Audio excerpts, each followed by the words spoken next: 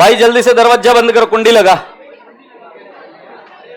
अरे slow motion जनता आ जाए यार, जल्दी से आ जाए। ये चालू करना स्क्रीन। देखो सुनो, अभी will solve one more question.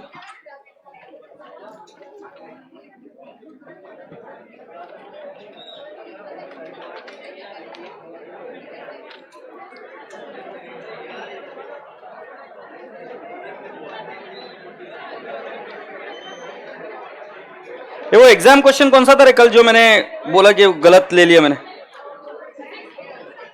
कौन सा था बिट्टू? December 21 6 था ना? सो ऑरेंज 6 पर आओ बेटा। क्वेश्चन 8 ऑरेंज 8वां था पक्का।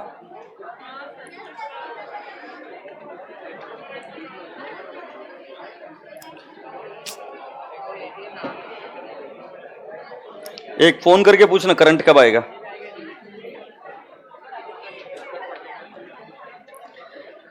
X Limited purchased fixed asset costing $5 lakh. I want you all to underline the word purchased. Does that show that there is a foreign currency exposure?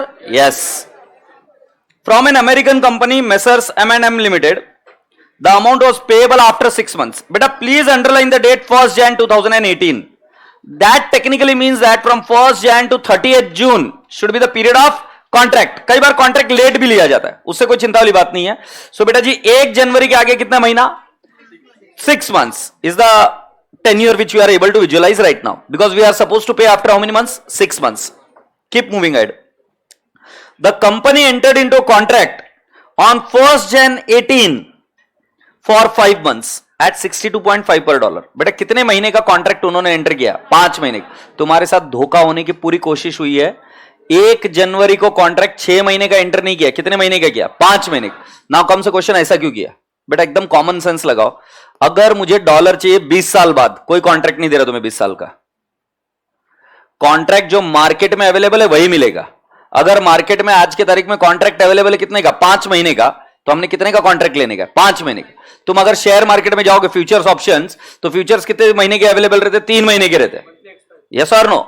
कुछ के मंथली एक्सपायरी भी होती है और 3 महीने के आपके पास फ्यूचर्स रहते हैं। तो आप नहीं बोल सकते मुझे 3 साल बाद इस शेयर की प्राइस कितनी रहेगी, मुझे उसका फ्यूचर बाय करना, नॉट अलाउड। तो यहां पर आपके पास कॉन्ट्रैक्ट कितने महीने का अवेलेबल है?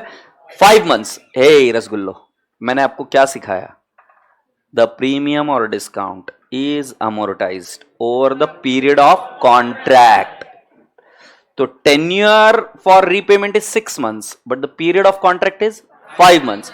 तो कितने महीने में अमोर्टाइज करोगे? Is that okay? Let's go on. और बेटा जी 62.5 पर डॉलर में हमने कॉन्ट्रैक्ट को एंटर किया था, है ना? सो ये कौन सी रेट हुई बेटा जी? फॉरवर्ड रेट हुई क्या ये? बेटा देखो अभी आपके साथ धोखा होने की पूरे चांसेस है। द एक्सचेंज रेट पर डॉलर वाज एज फॉलोज। 1 जनवरी को 60.75, ये स्पॉट रेट है। से यस और नो? बेटा जी 31 मार्च की रेट दी, इसको खुली आंखों से इग्नोर करो। इसको लिया कि तुम कट गए। आपको अगर पहले प्रीमियम निकालना है तो आपको क्या चाहिए? एक फॉरवर्ड रेट और एक क्या चाहिए? Spot rate. ट्रांजैक्शन की डेट क्या है? 1 जनवरी। जिस दिन कॉन्ट्रैक्ट एंटर हुआ वो भी 1 जनवरी है क्या?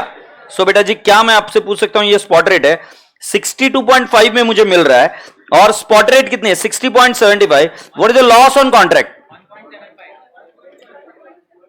1 पॉइंट। बेटा what are the amount? Into 5 lakh करो। 8 लाख। बेटा it would be amortised over how many period? How much period? आवाज नहीं आ रही है। 5 मंथ्स डिवाइड बाय 5 मंथ्स करो। सो 1 महीने का कितना? 1,75,000। करंट ईयर में कितने महीने का जाएगा? 3 महीने। जैन, फेब, मार्च इंटू 3 करो, 5,25,000। और बचा हुआ कहां जाएगा? नेक्स्ट ईयर में जाएगा क्या? यस। तो you are required to state how P&L on forward contract would be recognised in the books of X for the year 17-18 as per provision of AS 11। तो जल्दी से मुझे बताओ थ्योरी क्या लिखोगे? एज पर AS 11, ये सुन लिया। Effects of changes in foreign currency exchange rate. फिर क्या लिखेंगे? क्या? Any premium on foreign currency forward contract for hedging, लिखना नहीं भूलोगे, for hedging will be amortised over the period of contract. Will you be able to write down? Okay. और forward contract क्या है बेटा जी? अगर लिखना चाहो एज पर एएस लेन, what is the forward contract? It is an agreement to exchange different currencies at forward date. वो नहीं लिखा तो भी चलेगा। फिर हम क्या लिखेंगे बेटा जी? Forward rate on the date, फिर spot rate on the date, फिर हम लिखेंगे प्रीमियम ऑन फॉरवर्ड 2.75 ना, नहीं सॉरी 1.75। फिर हम क्या लिखेंगे? अमाउंट $5 लाख मल्टीप्लाई करके हम क्या लिखेंगे? Total premium. Tenure of the contract 5 months, amortized over the period of 5 months. In the current year you will take how many months? 3 months. And here is the answer. क्या 5,25,000 आपने निकाला था क्या? तो ये लिखने का है, क्या करेंगे? लिखने का। चलो सॉल्व करो, लिखो, बी क्विक। बेटा जी ये क्वेश्चन बिल्कुल सेम है जो मैंने इसके पहले का सॉल्व किया है। अभी आप सॉल्व करके बताओ जल्दी से, क्विकली।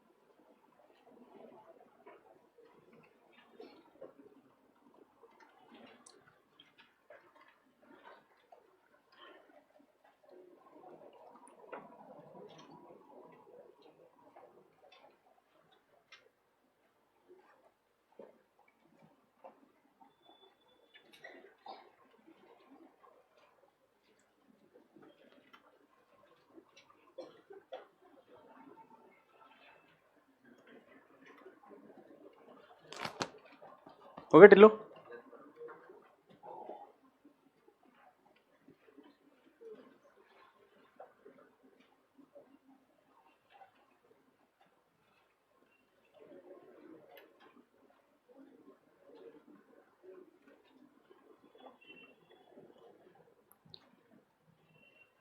गुड बेटा,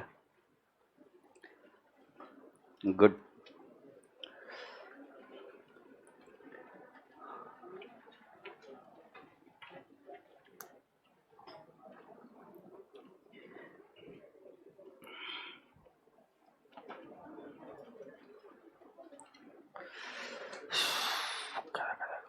बेस्ट। आगे बेटा आंसर कितने बच्चों को आया? Very good, so proud of you.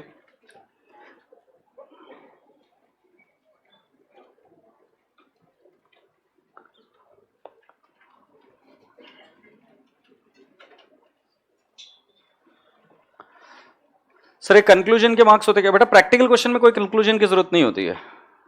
You can directly write down a note कि कितना P&L में जाएगा और कितना इधर जाएगा. That's it.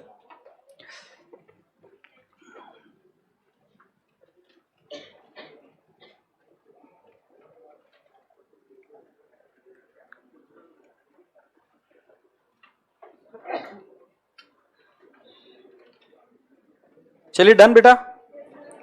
Here we are there on the last part of the story. ये देखो एक क्वेश्चन जो मैंने टेस्ट सीरीज ये बच्चे ने अभी मुझे दी.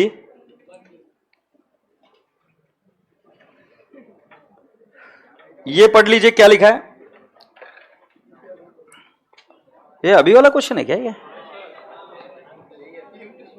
Peppa limited purchase fixed asset costing $5 lakh on 1 Jan 23 from an American company Gucci limited. शेम है. ए पर यार तुमने एक बात तो मेरी माननी चाहिए. मैंने बोला था क्वेश्चन आएगा तो इसी टेक्स्ट बुक से आएगा. ये क्वेश्चन हो गया बेटा. चलो सुनो सुन ले भाई, सुन ले. मेरा कुछ नहीं, आईसीआई की जय. आईसीआई के क्वेश्चन है. अब सुन लेते last concept and then we are done for the standard. एक और जो चीज है वो टाइम पास है, जबरदस्ती पढ़ानी है. तो ये चीज ऐसी है कि स्पेक्यूलेशन के लिए अगर कोई कॉन्ट्रैक्ट लिया तो क्या करना. स्पेक्यूलेशन का मतलब क्या होता है कि आदमी को कोई एक्सपोजर नहीं है, बट इसे क्या लगता है कि डॉलर की रेट ऊपर जाएगी. तो जब डॉलर की रेट ऊपर जाती है तो फॉरवर्ड की रेट भी ऊपर जाती है. तो मुझे पता नहीं कितने बच्चों को आइडिया है कि आपके शेयर मार्केट में दो चीजें होती है. एक शेयर प्राइस होती है, राइट. सो एक होता है रिलायंस इंडस्ट्रीज की प्राइस. रिलायंस इंडस्ट्रीज की क्या? Share price. और रिलायंस इंडस्ट्रीज का और एक होता है फ्यूचर्स. रिलायंस का क्या होता है बेटा जी? फ्यूचर. जो फ्यूचर है बेटा जी, ये फॉरवर्ड कॉन्ट्रैक्ट जैसा, ये डेरिवेटिव है. मतलब ये अगर फॉर एग्जांपल मैं आपको बता रहा हूं, आज की तारीख क्या है? 16/4/2024. एक एग्जांपल देखते हैं. तुम सिर्फ कॉमन सेंस लगा सकते क्या? तुम्हारे पास नहीं लगा सकते. कॉमन सेंस अगर कोई बच्चा लगा रहा है तो जरा ध्यान से सुनो.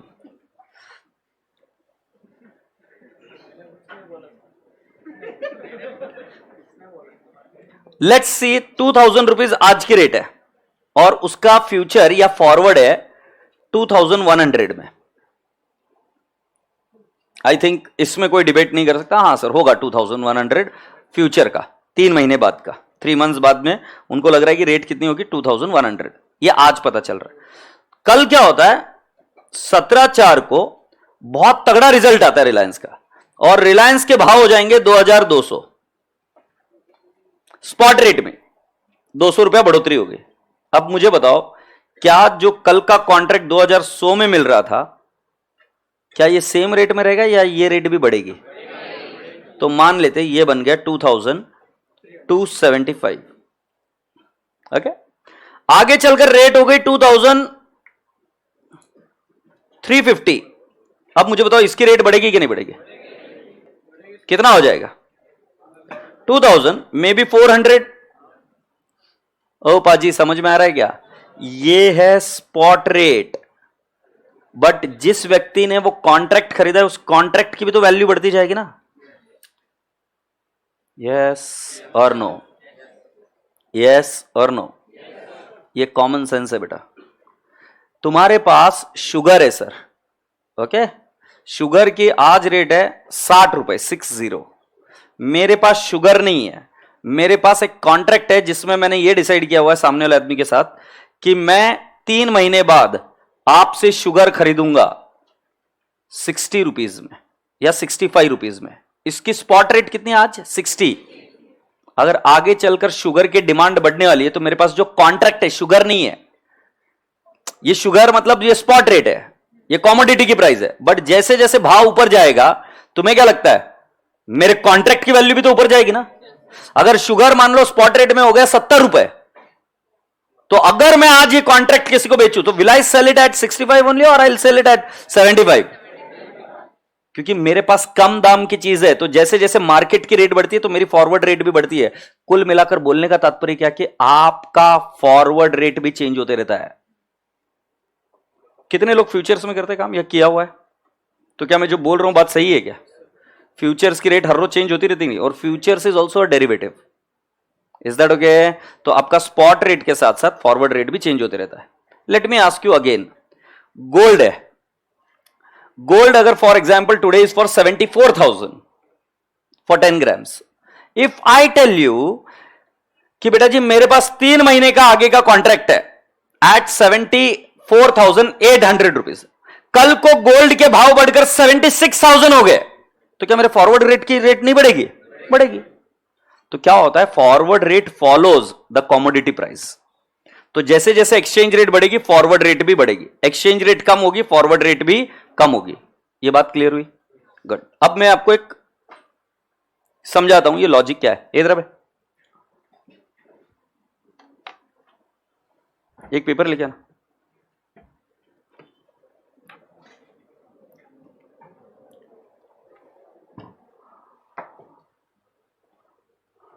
हाँ, मैं किसान हूं. कौन हूं? मेरे पास ये प्रोडक्ट है, दिख रहा है? पानी नहीं, कुछ तो प्रोडक्ट है, समझ लो. ऐसे सुन लो ना यार, मत अभी इसमें जान मत डाले यार पहले प्लीज, क्योंकि जो बड़बड़ कर रहे हैं ना अभी पास तो होने वाले नहीं, मुझे मालूम है. जो पास होने वाले वो ध्यान से देखो इधर, तो मैं बोलना नहीं चाह रहा था बट सुन ना बे, क्या चल रहा है कॉन्सेप्ट. ये जो बॉटल है, this is being produced by, let's say this is a Honey which is produced by farmer and I am dealing into Honey. Is that okay? So this is a commodity, इसकी spot rate है market में. आज क्या हुआ, इस बंदे को हनी में कोई इंटरेस्ट नहीं है, he is not interested in gold, he is not interested in foreign currency, but इसका मार्केट स्टडी अच्छा, इसको लगता है कि हनी की रेट बढ़ेगी, या इसको ऐसा लगता है कि भाई साहब इसकी रेट बढ़ने वाली है फॉरेन करेंसी की या गोल्ड की. Is that okay? सो ये बाय नहीं करना चाहता है, तो ये क्या करता है, उसका एक कॉन्ट्रैक्ट बाय कर लेता है आज की तारीख में. तो स्पॉट रेट का इसको कोई लेना देना नहीं. स्पॉट रेट होगी मान लो 200 रुपए, बट इसने बाय किया 204 रुपए में. कितने में बाय किया इसने? 204. अब इसके लिए खरीदी हो गई 204, और अब जाके आगे रेट बढ़ी और 205 हो गई, तो इसको कितने का मुनाफा हुआ? 1. फिर और आगे जाके रेट बढ़ी 206, कितने का मुनाफा हो गया? 2. फिर 207 हो गया, कितने का और मुनाफा हो गया? 1. ये स्पॉट रेट को कभी देखेगा ही नहीं, क्योंकि स्पॉट रेट मेरे लिए रिलेवेंट है, जिसका एक्सपोजर है. इसका एक्सपोजर है ही नहीं, इसको क्या लेना देना. इसने खरीदा फॉरवर्ड पर, बेचेगा फॉरवर्ड पर, क्योंकि है क्या इसके पास? कॉन्ट्रैक्ट. इसके पास फॉरेन करेंसी है ही नहीं. से सर नो, मेरा प्रॉब्लम क्या था कि मेरे पास फॉरेन करेंसी आने वाली थी या मुझे फॉरेन करेंसी लगने वाली थी, मेरा एक्सपोजर था. याद आ रहा है क्या? हेजिंग. पर जब हेजिंग नहीं करनी की है, इसको सिर्फ क्या करने का कि रेट का जो फ्लक्चुएशन है उसका फायदा लेना है. इसको गोल्ड में इंटरेस्ट नहीं, इसको पेट्रोल में इंटरेस्ट नहीं, इसको कॉमोडिटी में इंटरेस्ट नहीं. इसको इंटरेस्ट किस में है? रेट ऊपर जा रहा है कि नीचे जा रहा है, यस और नो? तो बेटा जी ये स्पॉट रेट पर खरीद ही नहीं रहा है, किस पर खरीद रहा है? Forward rate. तो अगर रेट ऊपर बढ़ी तो इसको प्रॉफिट होगा, रेट नीचे गई तो इसको लॉस बोलेंगे. In other words, for the person who is doing speculation, क्या कर रहा है? Person who is doing speculation. Speculation कौन करता है? जिसका कोई भी एक्सपोजर नहीं है, उसके लिए स्टैंडर्ड AS 11 बोलता है मार्क टू मार्केट. क्या बोलता है? Mark to market. Now mark to market मतलब क्या है बेटा जी? स्पॉट रेट को इग्नोर करो, क्योंकि इसकी सारी ट्रेडिंग किस पर होगी? फॉरवर्ड रेट पर. तो ये किस पर ट्रेडिंग करेगा? पूरा forward rate. Ignore spot rate. But जब हेजिंग है तो आपको प्रीमियम निकालना पड़ता है. As a difference between what? Forward rate and spot rate. That is the premium you have to calculate in case of what? Hedging. But in case of speculation you can not calculate any premium. Premium का कोई treatment नहीं है. Premium का treatment तो तब आएगा ना sir जब मेरा कोई एक्सपोजर है, तब मैं स्पॉट रेट पर खरीदने की बात करूंगा. ये क्यों स्पॉट रेट पर खरीदेगा? ये तो कॉन्ट्रैक्ट खरीद रहा है, कॉन्ट्रैक्ट बेच रहा है नहीं. पॉइंट क्लियर है क्या? गुड. सेट. आप में से कितने के माँ बाप को आप जानते हो कि जिन्होंने गोल्ड का फॉरवर्ड किया है या कॉन्ट्रैक्ट खरीदा बेचा है? नहीं जानते? गोल्ड खरीदा है? गोल्ड की ये कुल मिलाकर गोल्ड का ये होता है फॉरवर्ड. गोल्ड का खरीदी बेची बहुत लोग करते हैं. राजस्थान के लोग किस में करते पता है क्या तुम्हें? कॉमोडिटीज में बहुत ट्रेडिंग करते हैं. उसको डब्बा मार्केट बोलते हैं. सो ये डब्बा मार्केट कुछ नहीं बेटा जी, फॉरवर्ड रेट ही होती है. इसमें फॉरवर्ड रेट लेना पड़ता है. स्पॉट रेट क्या कोई लेना देना नहीं है. आज की तारीख में आपका चना चल रहा होगा मार्केट में 4,000 रुपीज, उसका कोई लेना देना नहीं. तुमने कितने में खरीदा फॉरवर्ड में? तुमने 4,200 में खरीदा, आगे चलकर रेट बढ़ गई, तुमको प्रॉफिट हो गया, नीचे गई लॉस हो गया. उसमें क्या करना है पता है क्या? स्पेक्युलेशन में इग्नोर स्पॉट रेट. क्या करेंगे? Only consider what? Forward rate. So बेटा please come down to the question number this. नहीं, पहले एक बार लिख लेते हैं. लिख लीजिए, if the forward contract, NCX बोलते हैं, यस, हाँ, if the forward contract is taken for speculation, if the forward contract is taken for speculation,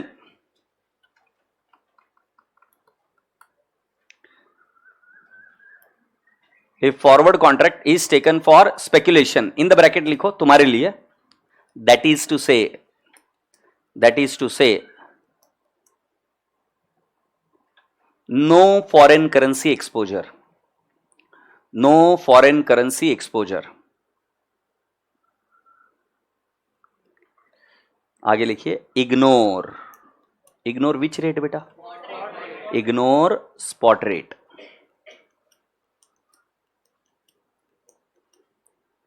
ignore spot rate, पक्का। आगे लिखते हैं, as per AS11, as per AS11 forward contract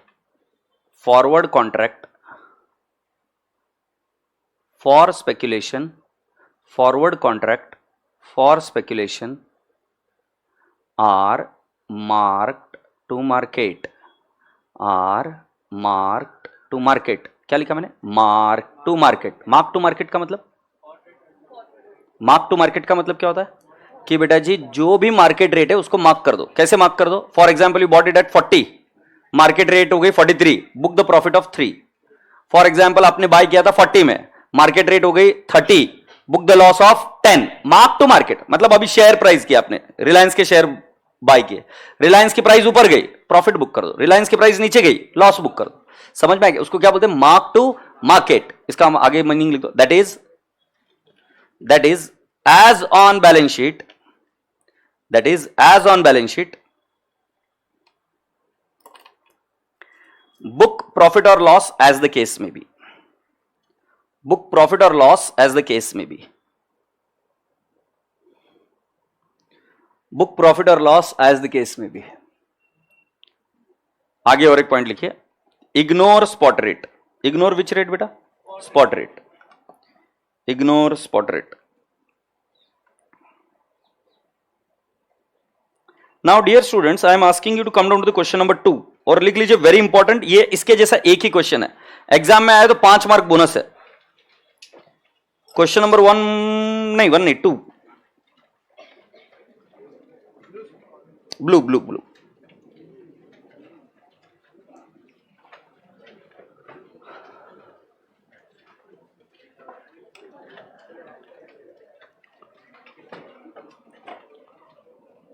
Mr. A bought a forward contract for 3 months of $1 lakh on 1st December at 1 USD is equal to rupees 47.10, when exchange rate was USD $1 is equal to 47.02। बेटा जी मुझे बताइए, आपने contract कितने में bye किया, 1 दिसंबर को bye किया, और ये 3 महीने का कॉन्ट्रैक्ट था क्या, और ये कितना रेट था, 47.10। बेटा take a deep breath in, can I ask the first important question, is there any exposure, I again repeat, is there any exposure? ये दोनों क्वेश्चन दिखने में सिमिलर दिखते हैं। 3 महीने का आगे का कॉन्ट्रैक्ट लिए कितने में, 47.10, और इसकी स्पॉट रेट कितनी है, 47.02। तुमको क्या आदत लगाई मैंने, दोनों का ये निकालिए प्रीमियम, तो प्रीमियम कितना आएगा, 0.08। इग्नोर करो, नहीं ले सकते। क्यों नहीं ले सकते, एक्सपोजर बता मुझे, कहां एक्सपोजर है। इस आदमी ने ऐसे ही खरीदा है इसको, तो ये किसके लिए खरीद रहा है, स्पेक्युलेशन। स्पेक्युलेशन में स्पॉट रेट टाइम पास है, इसको इग्नोर करना है। On 31st December, when he closed the books of exchange, the rate was 47.15। अब मुझे बताओ 31 दिसंबर के दिन रेट कितनी थी, 47.15। तुमने कितने में बाय किया था बेटा, 47.10। अभी रेट कितनी है, 47.15। कितने का प्रॉफिट हुआ, 0.05 इंटू 1 लाख, मतलब 5000 का प्रॉफिट हुआ क्या, से यस। और राजा बेटा जी ऑन 31 जनवरी ही decided to sell the contract for 47.18। मतलब बेटा जी फॉरवर्ड रेट कितनी थी हमारी, 47.10। फिर 31 दिसंबर के दिन कितनी थी 47.15, फिर आपने सेल कितने में करी 47.18, तो इधर प्रॉफिट कितने का बुक किया 5000, इधर प्रॉफिट कितने का बुक करेंगे 3000। से यस और नो? स्पॉट रेट को इग्नोर करो। कौन सी रेट देखने की? सिर्फ फॉरवर्ड रेट। और वही अगर ये हेजिंग के लिए होता तो हम क्या करते? जिस दिन कॉन्ट्रैक्ट एंटर किया उस दिन का प्रीमियम निकालेंगे और उसको क्या करेंगे? एमोर्टाइज। से यस। तो देख लेते इधर क्या हुआ। एज पर AS 11, अरे as per AS 11, forward exchange contract means an agreement to exchange different currency at forward rate. Forward exchange contract intended for trading or speculation purpose. The premium or discount on the contract is ignored, and at each balance sheet date, the value of the contract is marked to current market value, and the gain or loss on the contract is recognized. Now, please tell me, what is the sale rate? 47.18. What is the contract rate? 47.10. What is your profit? 0.08. So बेटा जी कितना profit हुआ? 8000. 8000 should be recognized in P&L. और अगर आप 31 दिसंबर को पूछेंगे मुझे कितना बुक करना है, so book the profit of 5000. And as on 31st January अगर आप मुझे पूछेंगे तो book a profit of 3000. Do you all agree? तो चलिए इसका आंसर एक लिख लेते और लास्ट वाला एक पॉइंट कर खत्म करेंगे। रेडी? आई नो यार, इट्स बहुत पूरी एफिशिएंसी खराब हो गई। ये मेरे को आज आधे घंटे में कंप्लीट करना था, बट क्या करेंगे अभी, ठीक है ना। तुम्हें एक अच्छी चीज बताऊं क्या है? If I were given the two options, I had two options, you had two options, what are the two options? One is quit and one is what? Do something. Of course I understand efficiency कम हो गई, but ठीक है ना, तुम आगे बढ़े या नहीं बढ़े? Not all the times are going to be the same. Farmers भी इस समय जब खेती करते हैं ना, तो अभी फार्म फील्ड पर काम नहीं करते। सुबह करते हैं या शाम को करते हैं? सुबह या शाम को, दोपहर का वक्त छोड़ देते हैं। एफिशिएंसी अभी उनकी भी कम होगी, स्वीकार है, but that does not mean that कि he should stop the work. I am equally tired, you are equally tired. बहुत भयानक वाली गर्मी है। मतलब अब समझ में आ रहा है कि जो साइंटिस्ट लोग बोला करते थे ग्लोबल वार्मिंग है, गंदी वाली गर्मी है। बट यार ठीक है, दो ऑप्शन में से हमने एक जगह तो हम जीत गए ना। एक जगह तो 100% जीत हमारी है कि भाई साहब जहां पर छोड़ के इजीली जाया जा सकता था, मैं लेक्चर छोड़ सकता था, मैंने नहीं छोड़ा। आपके पास ऑप्शन था कि भाई तुम सड़े हुए क्यों नहीं बैठे हो, बट बैठे हो ना, कर रहे हो ना। यस और no? I think I will look it from that perspective. ठीक है, चिड़चिड़ भी हुई, सब कुछ किया, बट अरे उसके बावजूद बैठना, करना, डिलीवर करना, इट्स बिग स्टोरी, अच्छी चीज है। यस और नो? चलो लिखते जाते। हाँ, तुमको है ना, एक तो मजा चाहिए, नाच गाना चाहिए सालों को। मेरे है कुछ पहचान के लोग, भर्ती करा दूंगा उधर, जिंदगी भर नाचते रहना। है कुछ, मैं भी आऊंगा देखने के लिए, तुम नाचना शुरू करो वहां पर। As per AS 11, as per AS 11, online वालों तुमसे किसी ने सलाह नहीं पूछी, और सलाह तो दो ही मत। कब मुझे लेक्चर लेना है कब नहीं लेना मैं डिसाइड कर लूंगा, तो तुम शांत रहो। एज पर AS 11 लिखो रे, forward exchange contract. Contract means mummy means agreement to exchange different currencies at what rate? Forward rate. ठीक है, next, when forward currency contract is purchased for speculation purpose, नहीं ना, बात नको कर, for speculation purpose, okay, premium on forward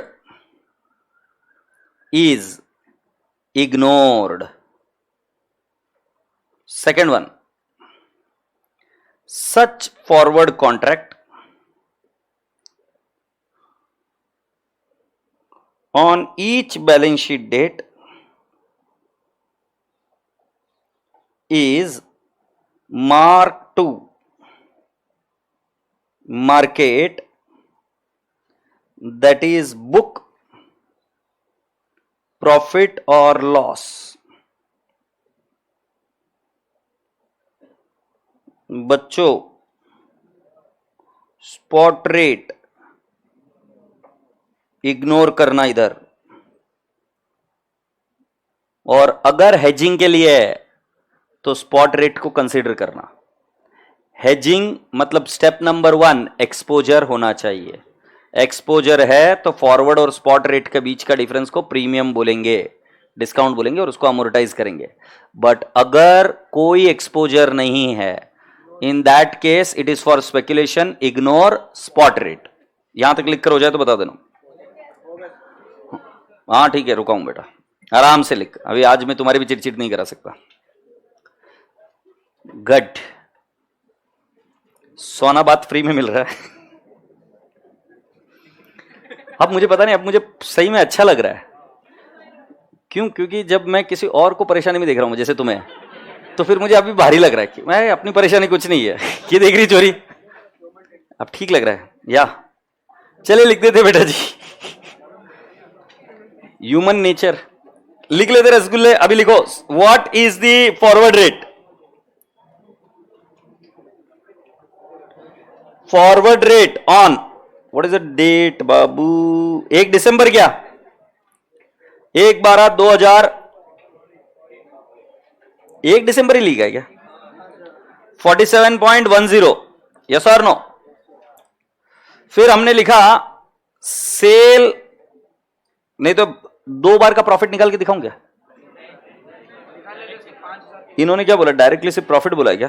show how the profit, ठीक है, how the profit from the contract, ठीक है। Sell value of the contract बताओ तो बेटा। Sell value of contract on what date बेटू? 31 जैन। कितना पिल्लू? 47.18। Is that okay? So profit is how much? 0.08. amount of contract $1 lakh। क्या लिखेंगे? प्रॉफिट 8,000। सो लिख दीजिए book profit of rupees 8,000 on the date of sale,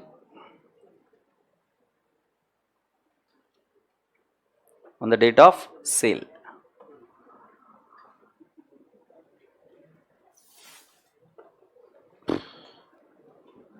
ये अपने को कितने मिनट में रिवाइज करना था? 15 मिनट। तो इसके बाद मैं एक समरी दे दूंगा, 15 मिनट में देखते हैं सभी बच्चों को याद आता है कि नहीं आता है। यहां तक हो गया राजा बेटा? साल रसगुल्ले, क्या बात है छोरी, बहुत जोरदार। ये लिख दो भाई। नेक्स्ट पॉइंट, ये कॉन्सेप्ट क्या है? FCMITDA अकाउंट, FCMITDA अकाउंट, और अच्छा इसका पूरा लॉन्ग फॉर्म क्या है? Foreign currency monetary item translation difference account. इसके पीछे एक बहुत बड़ी स्टोरी है, एक बहुत बड़ी साजिश है, एक बहुत बड़ा करप्शन था, बट जो भी है हमें वो डिस्कस नहीं करना है क्योंकि ये प्रोविजन आउटडेटेड हो गया है। इसका सनसेट क्लॉज 2020 में ही खत्म हो चुका है। मैं अभी आपके सामने इसकी बेयर टेक्स्ट ओपन करूंगा एएस की, 2020 तक ये एप्लीकेबल है। अभी आज हम 2024 में चल रहे हैं। अनफॉर्चुनेटली मॉड्यूल अपने आंसर्स को अमेंड नहीं करती है और वही आंसर्स घिसे पीटे चल रहे हैं। यहां तक तो फिर भी ठीक था। अनफॉर्चुनेटली एक एग्जाम में इसका क्वेश्चन भी आ गया, which was really very sad. तो इसको इसीलिए सिर्फ पढ़ा रहा हूं कि भाई ये क्लॉज क्या था। सो बेटा जी, 2 टाइप की चीजें। पहला चीज है आपका फॉरेन करेंसी लोन होना चाहिए। क्या बोला बेटा मैंने? Foreign currency loan. जल्दबाजी मत करो, अभी जरा सुनो। और ये लोन लॉन्ग टर्म होना चाहिए। कौन सा होना चाहिए? Long term. ठीक है। फिर इस लोन का अगर एक्सचेंज डिफरेंस है, एक्सचेंज डिफरेंस है, ठीक है, तो एज पर AS 11 ये ट्रांसफर होता है, ट्रांसफर टू P&L अकाउंट। ठीक है। बट एक ऐसा फ्रॉड हुआ था जिसके तहत मिनिस्ट्री ऑफ कॉर्पोरेट अफेयर ने एक पैरा इसमें इंट्रोड्यूस कर दिया था, बिकॉज कुछ कॉर्पोरेट्स के लॉसेस बहुत हो रहे थे। So they introduce para 46 and para 46A, जिसका सनसेट क्लॉज था, सनसेट क्लॉज था 2020, जो कि खत्म हो चुका है, 31 मार्च 2020 खत्म हो चुका है। अब बेटा जी, हमने जो अभी तक ट्रीटमेंट सीखा वो ये वाला सीखा। मैं अभी क्या बोल रहा हूं कि अगर इंस्टीट्यूट बोले पैरा 46 या para 46A is followed, then my dear friend exchange difference रहेगा। एग्रीड? अच्छा, इधर ये क्या है? और या ये दोनों में से कोई भी ट्रीटमेंट फॉलो कर सकते, मतलब ये ट्रांसफर टू P&L अकाउंट, या मैं नीचे लिख रहा हूं और मतलब अगर पैरा 46 या 46A फॉलो किया, exchange difference will be transfer to FCMI TDA account. Okay. और दूसरा, if such borrowing is for acquisition of fixed asset, gain less from fixed asset, loss add in fixed asset। जल्दबाजी मत करो, मैं समझाता हूं, पहले सुन लो। हुआ क्या था, ये बात उन दिनों की है जब भारत में एक्सचेंज रेट ऐसे ऊपर जा रही थी। ये स्टोरी सुनोगे तो ये अपने आप समझ में आएगा क्या हुआ था। सो हमेशा अगर आप देखेंगे तो एक्सचेंज रेट ऐसे ऊपर ही जा रही थी। एक दौर आया भारत में, 2008 वर्ष था, जब डॉलर की रेट नीचे जा रही थी। भारत में एक चीज की दिलचस्पी बहुत भारी है, 2020 के पहले से भी मैं ऑब्जर्व कर रहा हूं, ये कॉर्पोरेट लोग, बिजनेस लोग, इंक्लूडिंग योर पापा मम्मी भी, आप देखेंगे जहां पर प्रॉफिट दिखा वहां पर लोग इन्वेस्ट करते हैं। जैसे बिटकॉइन, भारत के लोग उसमें इन्वेस्ट कर देते। वैसे ही क्या हुआ, ये कॉर्पोरेट लोगों ने क्या किया, अपना काम धंधा छोड़कर इधर बोरो किया $1,00,000 at the rate of, let's take an example, 60, और 1 साल बाद उस डॉलर का रीपेमेंट करना है 1,00,000 एट द रेट ऑफ 55। मतलब तुम्हें अंदाजा भी है क्या हो रहा था तुम्हारे साथ? मजा, बोरो करने का प्रॉफिट हो रहा है।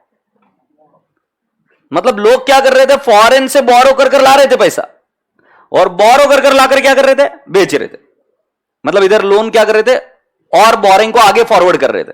मतलब उधर से लाए फॉर एग्जांपल 4%, और पहले ही तो तुम्हारा गेन है कितने रुपए का, 5 रुपीज का, और फिर क्या किया, आपको उसको 4% ही इंटरेस्ट रेट देना है। बट तुम क्या कर रहे थे, भारत में उसी बोरिंग को 18% से घुमा रहे थे। मतलब अपना धंधा छोड़कर लोग क्या करने लग गए थे, फॉरेन से सस्ती बोरिंग लेके आओ, एक्सचेंज रेट नीचे जा रही है, एक्सचेंज रेट नीचे जा रही है तो उससे ऑलरेडी प्रॉफिट हो रहा है। तुम्हारी बोरिंग ली तुमने कितने में, 60।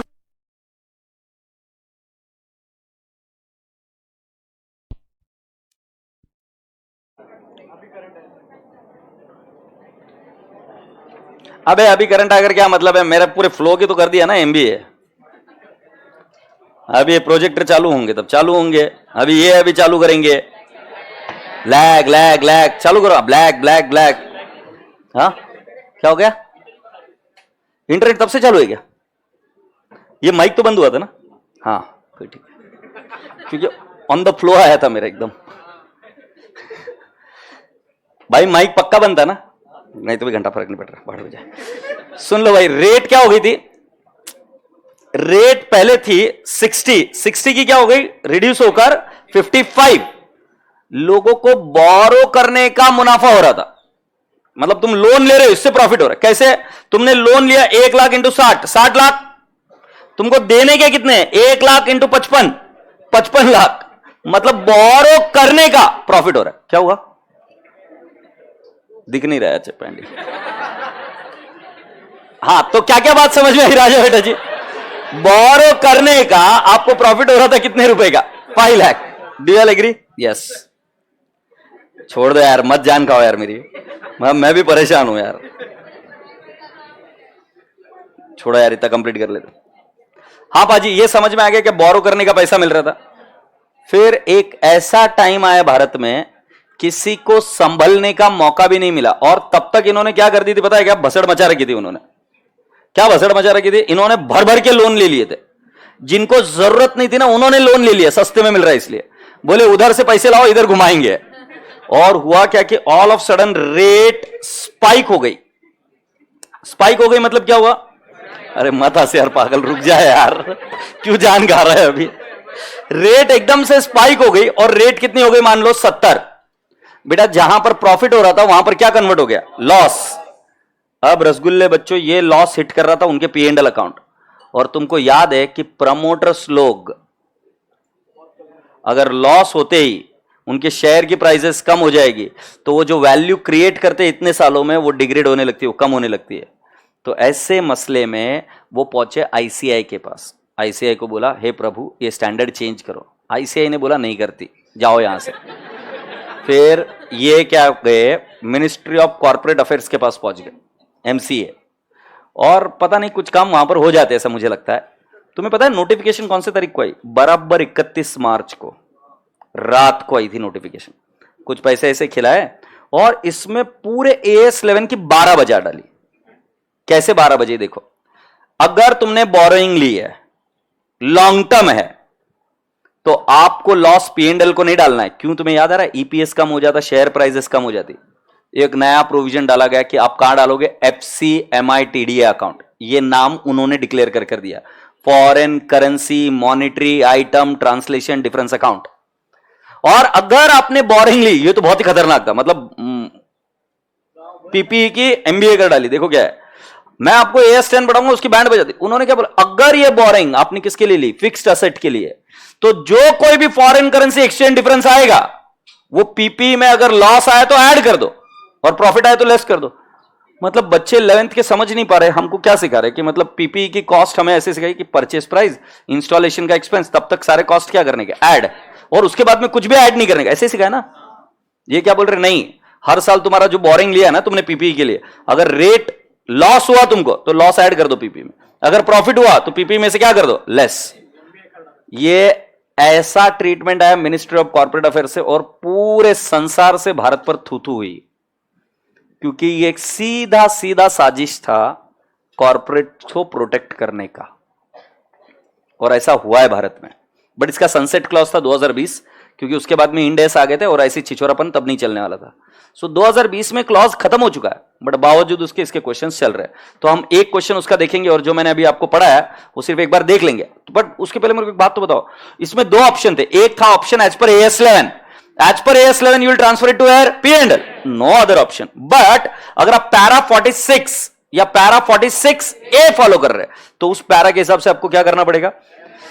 There are 2 things, there has to be long term borrowing. पहले बोलो क्या होना चाहिए? Long term borrowing. मतलब ये क्लॉज सिर्फ और सिर्फ लॉन्ग टर्म बोरिंग के लिए, ट्रेड रिसीवेबल, ट्रेड पेएबल, इनके लिए नहीं। किसके लिए? Long term boring. अब ये लॉन्ग टर्म बोरिंग 2 चीजों के लिए हो सकती है, एक तो ऐसे ही अदर पर्पस, और दूसरा पीपी। अगर पीपी के लिए है तो एक्सचेंज डिफरेंस इज एडेड और subtracted from the cost of PP. But अगर मान लो ये ऐसे अदर पर्पस के लिए लॉन्ग टर्म बोरिंग थी, तो then exchange difference is transferred to FCMITDA account. Sir फिर FCMITDA अकाउंट को क्या करते?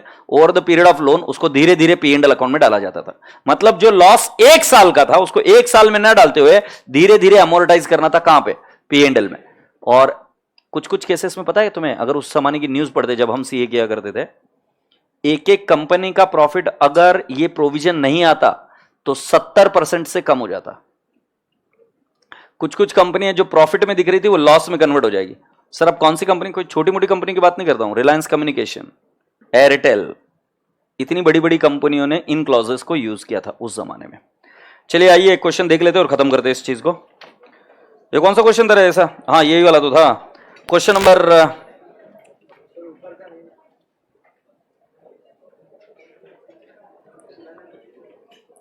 क्वेश्चन नंबर 4 तो देख लेंगे बेटा एक बार।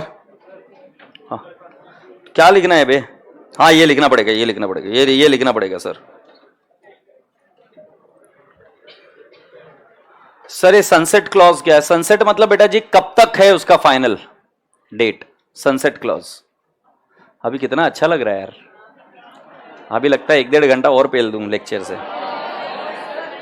मैं क्या लगता है ये बोल रहा हूं, है ना? फिर अब छोड़ेंगे रे बेटा, अभी कर लेंगे।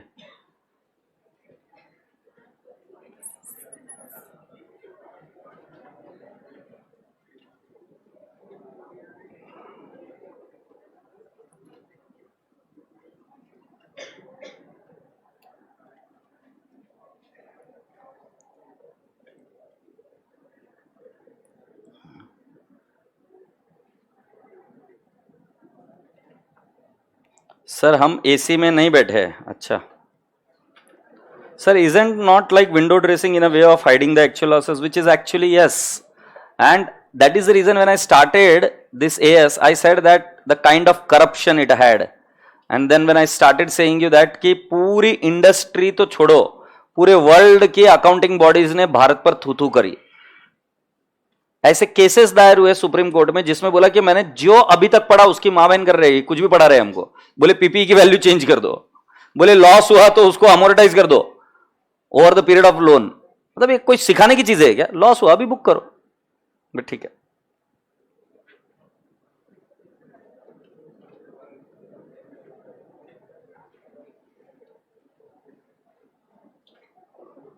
यार सुदर्शन जैन कहीं की कहीं बात खींच रहा है यार तू। मतलब ये क्लॉज नहीं आता तो इकोनॉमी डिप्रेशन में आ जाता है, ये अंधभक्त है। ऐसा क्या संबंध है इसका? कोई सेंस है इसका? अकाउंटिंग की बात चल रही है। मतलब तुम्हें क्या लगता है ये क्लॉज आने से क्या हमारी इकोनॉमी में पैसा आ गया? जो लॉस था वो तो था ही ना, वो तो बुक करना ही चाहिए था। मतलब अगर आरबीआई की बात मानो तो जो लॉस है वो तो पहले बुक करो भाई, नहीं तो बैंक डूब जाएगी तो तुम्हारा पैसा जाएगा। Window dressing is never an option. Window dressing से बड़ी बड़ी कंपनी एनरॉन उसकी वजह से ही डूबी।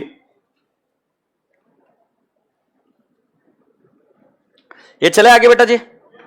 हाँ यार एक बहुत सड़ाती यार पब्लिक यार, मेरे को खत्म करके जल्दी करो यार। बेस्ट है बेटा, थैंक यू।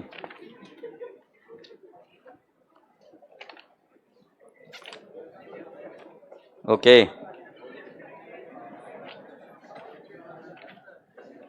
क्या है बे?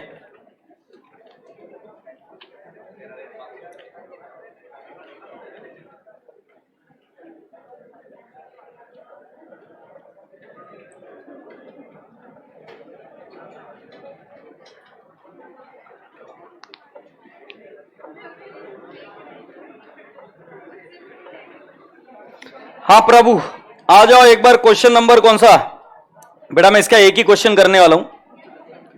You are expected to come down to the page number 11.30 11.30। ठीक है, क्वेश्चन नंबर 11 इलस्ट्रेशन नंबर 9 लिख लियो, रिवाइज बिफोर एग्जाम। गलती से आ गए तो क्या करेंगे?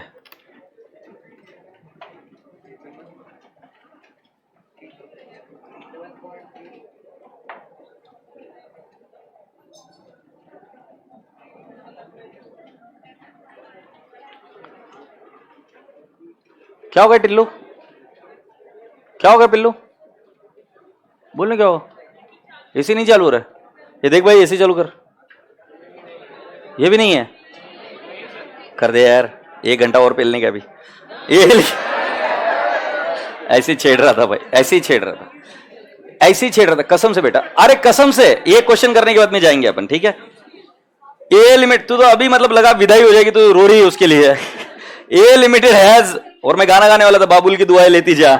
ए limited has borrowed USD 10,000 in foreign currency on April 1, 2021 at 5% per annum annual interest and acquired a depreciable asset, the exchange rate are as under। बेटा आपको क्या समझा यहां तक कि आपने एक फिक्स्ड एसेट खरीदी करी और उसके लिए क्या किया? बोरिंग। फिक्स्ड एसेट कितने की खरीदी करी अगर आप बता पाएंगे तो? आपने $10,000 की खरीदी की क्या? और बेटा जी आपने उसके लिए लोन लिया क्या? नहीं नहीं, आपने $1,10,000 बोरिंग ली और कितना रेट ऑफ इंटरेस्ट है? 5%। एक्सचेंज रेट था बेटा जी 48 और फिर कितना हो गया? 51। बेटा जी ये बोला option under para 46A is not availed, मतलब क्या बोलने का? Regular treatment as per AS11। एक बार कैलकुलेटर पर लो। 51 minus 48 3 into 10,000 30,000। 30,000 will be transfer to P&L account. गुड़िया ने कुछ भी नहीं किया। क्या बताओ बताओ क्या? हाँ वेरी गुड। 51 माइनस 48, तो बेटा जी क्या ये 31 मार्च की रेट थी क्या? और क्या बोरिंग के वक्त रेट 48 थी क्या? सो 51 माइनस 48 कितने रुपए का फर्क आया? 3 मल्टीप्लाइड बाय $10,000 कितना हो गया? 30,000। फॉरेन करेंसी एक्सचेंज डिफरेंस है क्या? Transfer it to where? P&L। देख भाई ये पहला एंट्री क्या है? Bank to loan. कैसा निकाला? 10,000 इंटू 48। ओके, इसको इग्नोर करो, इसको इग्नोर। फिर next foreign currency exchange difference to foreign loan account, कितना अमाउंट है? 30,000। और ये 30,000 कहां ट्रांसफर हो जाएगा? P&L। ये बोला है ना, in this case since option 46A is not availed, the exchange loss of 30,000 is recognised as an expense in the statement of P&L account for 31st March 22। से yes. What is the next date? What is the next date? नहीं, what is the next option? Option under para 46A is availed. Exchange difference कितना है? 30,000। तुम्हें पता है हम क्या पाप करने वाले हैं अभी? उस 30,000 के लॉस को असेट में जोड़ देंगे, मतलब वो P&L में जाएगा नहीं, तो किसी को पता नहीं चलेगा कि हमको लॉस हुआ है। समझे? तो ये देखो दूसरा, ये करप्शन का चरम सीमा था। ये देखो बैंक टू फॉरेन लोन। अरे नहीं, सही में ICAI ने मना कर दिया था, ASB ने मना कर दिया था कि we not going to do anything, we can not help you out. And then they followed another route wherein they went to the Ministry of Corporate Affairs and I don't know what they did.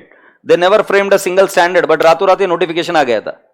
तुमको चाहिए तो official gazette भी दिखाऊंगा तुम्हें, कैसा notification आया था, कौन सी तारीख को आया था, सब प्लान्ड चीजें थी। Bank to what? Foreign loan. क्या? अब बेटा जी इस एंट्री को इग्नोर करो। अब मुझे बताओ ये फॉरेन करेंसी एक्सचेंज डिफरेंस आया कि नहीं आया? 30,000। ये पिछले बार में हमने कहां डाला था? P&L। अब मैं कहां डालूंगा? PPE। समझे? राजा बाबू एक बात बोलू क्या? पॉइंट नंबर 1 P&L में डाल सकते हो या PPE में, ऑप्शन है। इसीलिए अभी तक मैंने कहां पर डालना सिखाया आपको? P&L। अभी PPE में डाल सकते हैं क्या? नो, वो क्लॉज 2020 में खत्म हुआ। अच्छा, अगर ये PPE के लिए लोन नहीं लिया, ऐसे ही लिया है, किसके लिए लोन नहीं लिया है? PPE के लिए, ऐसे ही लॉन्ग टर्म बोरिंग लिया, तो तब PPE की जगह पे कहां जाएगा? FC। P&L नहीं है, FC, MI, TDA अकाउंट। तुम्हें मुद्दा समझना है सर, लॉस को छुपाना है, तो फिर वो कहां जाएगा? Exchange difference FC, MI, TDA account. Now ask me where will FC, MI, TDA गो? They are saying that it will go and sit in the balance sheet, और फिर वहां से धीरे धीरे अमोर्टाइज होगा कहां पर? P&L। समझे? पिल्लू कहां जाएगा फिर? FC, MI, TDA। अगर PPE है तो कहां जाएगा? PPE में। देख लो अगला वाला। अगर पहली एंट्री समझ में आ रही क्या? बैंक टू फॉरेन लोन दिख गया क्या भाई? फिर दूसरा वाला क्या? Foreign exchange difference to what? Foreign loan. बेटा एक्सचेंज डिफरेंस तो उतना ही रहेगा ना। और बेटा जी फिर इसको कहां डाल दिया है? Foreign currency monetary item translation difference account FC, MI, TDA account, तो फॉरेन एक्सचेंज डिफरेंस। ये देखो, the exchange loss of 30,000 is accumulated in FC, MI, TDA account, which will be subsequently spread over and debited to P&L account over the tenure of loan. Yes or no? पक्का? Can I ask you the next point? Sir finance cost क्या है? ये easy है, ले अभी calculator पर ले। कितने रुपए इंटरेस्ट रेट पर लिया था? 5%। 10,000 इंटू 5% कितने डॉलर है?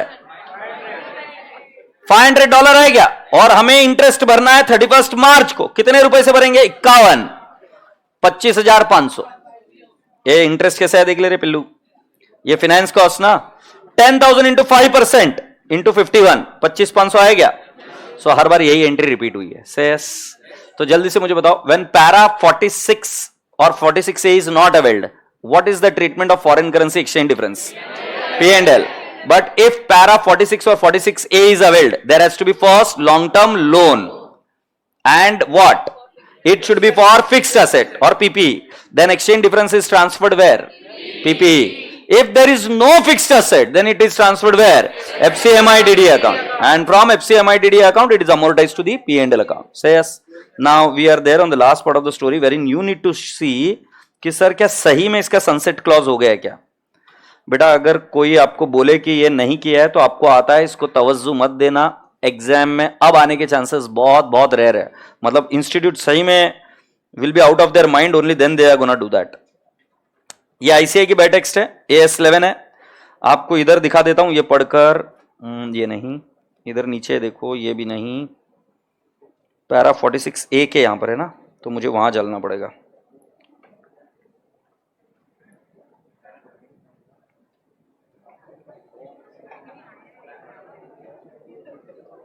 देखो ट्रांजिशनल प्रोविजन के बाद में पैरा 46 आया था, ये दिख रहा है क्या? पैरा 46 मतलब लास्ट में 45 के बाद में 46 आया था. 9 पॉइंट के बाद में कुछ लिखा है, देखो 46 के यहां पर 9 लिखा है क्या ऊपर, और 9 का कुछ इधर नोटेशन लिखा है. Ministry of Corporate Affairs, Government of India inserted this paragraph by notification dated 31st March 2009. आपको मेरी बातें याद आ रही है?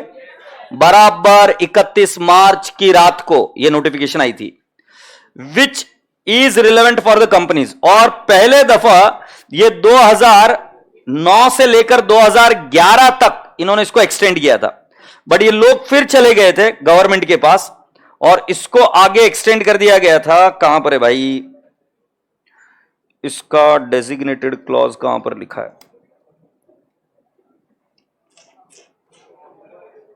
2 मिनट रुकेगा कि मैं बता रहा हूं.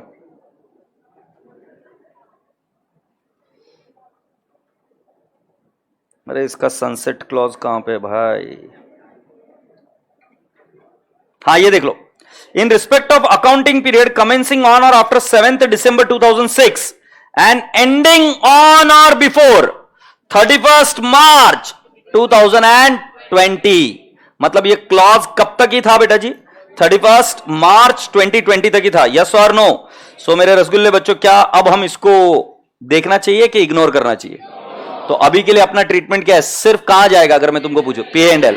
अगर आर्टिकलशिप के दौरान अगर आपका इंटरव्यू रहा तो बिल्कुल मत बोलना FCMIDD और it is capitalize. You should say that it is transfer to where? P&L. But you should also note that if examiner is asking you और इफ दी ये बाकी के बंदे पूछ रहे हैं इंटरव्यू में कि पैरा 46 और 46A का क्या लॉजिक है, तब ये बताना कि वो FCMIDD में जाएगा या PP में. बट ये भी किस में जाएगा? सिर्फ और सिर्फ और सिर्फ लॉन्ग टर्म बोरिंग में. Is that okay? चलिए राजा बेटा जी, इसी के साथ AS11 समाप्त होता है. इसको बाय बाय बोलिए.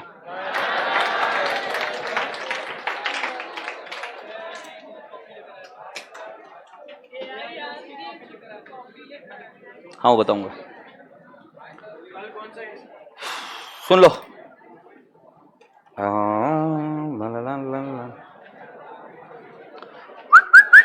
एक 2 मिनट बात करेंगे फिर अपन विल डिस्पर्स. मुझे भी कुछ नया पढ़ाने की इच्छा नहीं है, मुझे पता है तुम थक गए और मैं भी थकेला है. So I will discuss a short thing and then will go ahead. भाई साहब अभी तुम्हारा हर एक सब्जेक्ट का कितना पढ़ाई होकर हो गया? इनकम टैक्स हो गया, ठीक है. फिर लॉ हो गया होगा?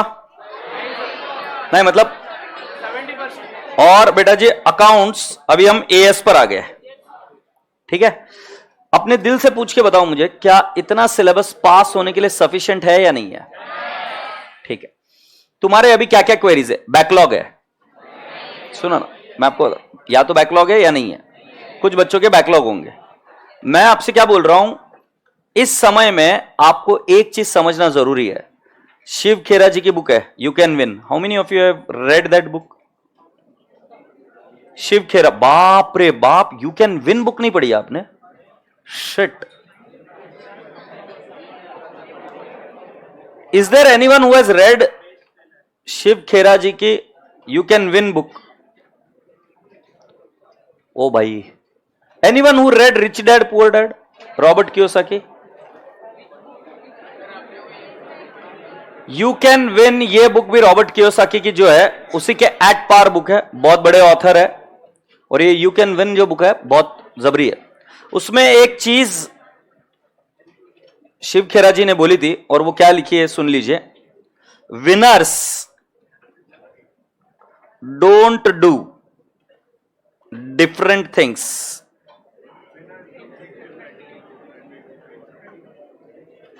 they do things differently। ये लाइन शिव खेरा जी ने दी थी। अब मैं आपको एक चीज समझा दूं, इधर क्वालिटी एस्पेक्ट एक बार देख लो, मैं आपको पास करा दूंगा अगर आप ये बात समझ गए तो। और सेल्फ मोटिवेशन से बड़ा और कोई मोटिवेशन नहीं हो सकता, कोई नहीं हो सकता जो तुमको तुम्हारे बारे में जानकारी दे दे कि तुम प्रबल हो और तुम कर सकते हो, बस खत्म बात। फिर कोई रोक नहीं सकता, ना तुम्हारे मां बाप रोक सकते ना और कोई। मुझे कौन रोक दिया? अगर मैं खुद ही सेल्फ मोटिवेटेड था तो I could do anything and everything in spite of lot of problems and lot of hurdles created by my parents also. तो मैं अगर आपको बताऊं, यहां पर क्वालिटी एस्पेक्ट है। अगर आप ध्यान से देखेंगे तो एक मोबाइल है एप्पल का, एक गाड़ी है टेस्ला की। एप्पल और टेस्ला की एक खास बात देख लेते। टेस्ला की गाड़ी कितने में बिकती है अगर किसी को आइडिया है तो? He saying $65,000। अगर भारत में वो गाड़ी आती है तो it would be sold somewhere around the, मैं बोल रहा हूं सबसे छोटी गाड़ी उनकी सादी, it would be sold somewhere around 75 lakhs और सो, बेर minimum. Otherwise it will range इन करोर्स। और बेटा मारुति की गाड़ी उससे सस्ते में। क्या फर्क पड़ रहा है दोनों में? You are absolutely right, quality. Apple का एक मोबाइल 1.5 लाख तक भी जाता है और उसकी बिक्री है बहुत ज्यादा बिक्री है। मतलब एप्पल एक ऐसी कंपनी है जो मोबाइल, मैक और क्या बनाती है, वो एप्पल के वॉच और एप्पल के एक्सेसरीज, और अभी उनका वो कुछ एक दूसरा कुछ ये भी है। बट इसके अलावा एप्पल ज्यादा कुछ नहीं बनाती। टेलीविजन से वो टेलीविजन बनाती है ठीक है, बट ज्यादा और कुछ नहीं है। बट यही तुम देखेंगे Samsung, they make so many different items, AC से लेकर फ्रिज से लेकर everything. But still you know Apple is one of the richest company of the world. Hey, what is differentiating? Please note that quality is something which is going to decide whether you are going to pass or not. It's not your hard work. इस point को please note करके जाओ अच्छे से। It is not going to be your hard work, it is not going to be your classes, it is going to be the thing which you are doing differently. अगर आप सर्वसामान्य इंसान के जैसे सोच रहे हो तो रिजल्ट भी सर्वसामान्य जैसा ही एक्सपेक्ट करो। अगर आप सर्वसामान्य के अलग कुछ सोच रहे हो तभी जीतने के लिए तैयार हो। मैं टेक्निकली किसी पॉलिटिशियन को ना फॉलो करता हूं, ना किसी पॉलिटिशियन के बारे में कोई राय रखता हूं, ओके। बट फिर भी मैंने मेरे जीवन में देखा है वो पॉलिटिशियन हमेशा जीतता है जो कुछ अलग करने की कोशिश करता है, कुछ अलग। आपको आपकी पढ़ाई में अगर आप फाउंडेशन का ही तरीका फॉलो करते रहेंगे तो ये सफिशिएंट नहीं होने वाला है। अगर आप किसी और दूसरे व्यक्ति को फॉलो कर करने वाले तो सफिशिएंट नहीं होने वाला है, क्योंकि आपकी प्रॉब्लम्स अलग है, और क्योंकि आपकी प्रॉब्लम्स अलग है उसको रेक्टिफाई करने का भी तरीका अलग होना चाहिए। मैं आज यहां से आ रहा था, एक बच्चे की मैंने बुक ओपन करी, उस बच्चे ने आंसर लिखा था, बट मैंने उसके हैंडराइटिंग देखते ही मुझे समझ में आ गया कि इस बच्चे की इंग्लिश वीक है। जिस बच्चे को मैंने पहली बार मिला था, मैं यहां से आते हो, कौन बच्चा था यहां पर, तुम्हारी इंग्लिश वीक है, यस और नो? और मैंने तुम्हारा आंसर पढ़ा नहीं, बट मैंने देखकर समझ गया। उसके बाद में मैंने सेकंड बुक देखी, उस बच्चे का मैथमेटिक्स और उसकी इंग्लिश रीजनेबली अच्छी थी। क्या मैं सही हूं क्या? दूसरा बच्चा कौन था? तुम्हारा मैथ्स और तुम्हारा इंग्लिश रीजनेबली ठीक होना चाहिए। अगर इन दोनों बच्चों को सेम पोषण दिया जाए तो गलत है। एक का प्लस पॉइंट कुछ अलग है और दूसरे का प्लस पॉइंट कुछ अलग है। ये बच्चा जल्दी थकता है, तुम बहुत लेट थकते हो, because you have got that stamina to continue for a longer period of time. It's about you. But you guy, when you study you get completely engrossed, you get tired very fast. Now this I could understand because I have hand hold on handwriting analysis and that's how I know it. मैं आपको क्या बता रहा हूं, सभी लोग एक जैसा पोषण मत लो। सब लोग अपनी अपने प्लस माइनस को पता करो, और आज अगर डिसाइड कर लोगे पास होना या फेल होना, तो तुम डिसाइड कर पास या फेल हो सकते हो। मैंने दोनों ही शब्द बोले, पास और फेल। बट काम खुद के रिक्वायरमेंट पर करो, किसी और को देखकर फॉलो मत करो।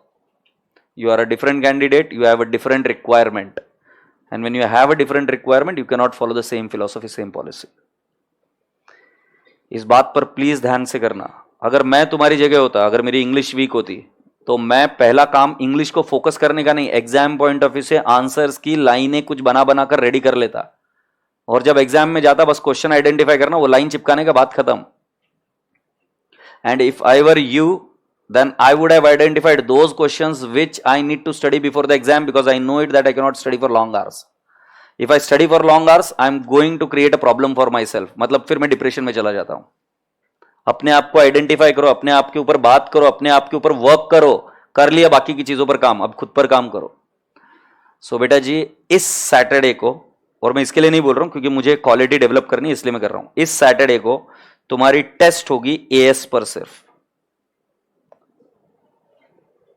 बेटा 3 एएस 4-5 दिन में करना मुश्किल नहीं जाएगा। कौन से 3 एएस? एएस 17, एएस 20, एएस 11 और एक है एएस 12। बेटा 4 एएस कर सकते कि नहीं कर सकते? पक्का? अच्छा, अब इसके बाद में 4 भी नहीं कर पा रहे हो आप ये वीक के एंड तक, तो ये लिख कर लेके जाओ, एग्जाम में 20-22 एएस तो नहीं हो रहे अपने से। जिससे 4 नहीं हो रहे उससे 20-22 कहां से हो जाएंगे? घंटा होंगे। तो कितने एएस करेंगे आप? 4। अच्छा, और एक काम कर सकते हैं इसके साथ में, रूल सुन लीजिए, अपने ऑडियो रिकॉर्ड कर ले लीजिए। जैसे तुमने क्या करने का, you have to record the audio for the text जो तुमको हर एक इसमें लिख कर आनी। जैसे एएस 11 की टेक्स्ट अभी पूरी क्लास को याद है, एएस 20 मैंने आपको राइट शेयर्स पढ़ाया था, मुझे बताओ राइट फैक्टर कैसे निकलता है?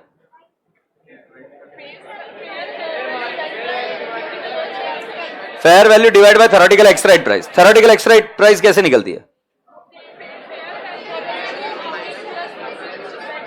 Fair value before right plus proceeds received divide by total number of shares after right. तुमको समझ में आया कि there was a hitch when you are trying to recall? But अभी वही एएस 11 का देख लो। एएस 11 का हम क्या बोलेंगे? Initial recognition. कौन सी? Rate existing on the date of transaction और एवरेज रेट। ये फास्ट आएगा, पूरी क्लास को आएगा, बट एएस 20 लेट हो रहा है। तो इसके लिए क्या करो, कुछ अपने ऑडियो रिकॉर्डिंग कर रेडी कर लो और उसके बेसिस पर लिखना शुरू कर देना। मेरी बात मानो, प्लीज करना ही है। और सब लोग अपनी यूनिक वे में स्टडी करो, कंपेयर मत करो एक दूसरे के साथ, नहीं हो पाएगा। जब आपको भगवान ने बनाकर ही भेजना था तो वो एक बनाकर भेज देता, जब नहीं भेजा है ना तो सब लोग अलग है। तुमको कोई हेल्प लगे इसमें तो I am ready to help you out, but please make it a point that do not for God sake compare with anyone else. वो सबसे बड़ी तकलीफ करोगे तुम, तुम्हारे लिए क्रिएट। ठीक है, पास तो अभी से होना है, तो ये 4 एएस के हम रेडी कर ले लेंगे। Tomorrow we are gonna start with AS 12। Tomorrow we are gonna start with what? चलो प्रेम से बाय बाय बोलो मेरे को।